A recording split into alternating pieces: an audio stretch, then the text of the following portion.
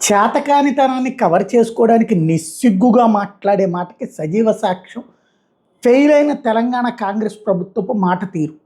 తుమ్మల రాజకీయమే చేయదలుచుకున్నారో లేకపోతే తన అసమర్థతని కప్పిపుచ్చుకోవాలనుకుంటున్నారో తెలియదు. ఎరువుల కొరత ఎందుకు వచ్చింది అసలు? నువ్వు ముందు ఎంత అడిగావు, ఎంత ఇవ్వలేదు నీకు? ఇవ్వనప్పుడు అప్పుడే చెప్పాలి కదా. ఇప్పుడు రోడ్డెక్కిన రైతులు గొడవ పడుతుంటే దాన్ని ఇప్పుడు లెటర్లు రాసి ఇప్పుడు అర్జెంటుగా రాలేదు కాబట్టి కేంద్ర ప్రభుత్వంది అంటే ఇంతకంటే సిగ్గుచేటైన వ్యవహారం ఇంకేమన్నా ఉంటుందా? యాక్చువల్గా నువ్వు ఎంత అడిగావు?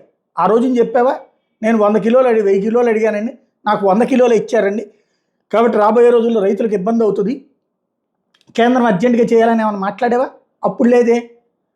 అంత అద్భుతంగా ఉంది, అన్ని ఏర్పాట్లు చేసేసాం, రైతులు పండగ చేసుకోవచ్చు అని చెప్పి ఇప్పుడు రైతులు రోడ్లెక్కి క్యూ లైన్లలో నిలబడి బ్లాకుల్లో కొనుక్కుంటుంటే ఇప్పుడు కేంద్రానికి లేఖ రాసి అయినా రావట్లేదు మాకు అని చెప్తే ఇది సమర్థనీయమైన ప్రభుత్వమా? సుదీర్ఘ రాజకీయ అనుభవం ఉన్నటువంటి వ్యక్తి మాట్లాడాల్సిన మాట. $1 మిలియన్ ప్రశ్న.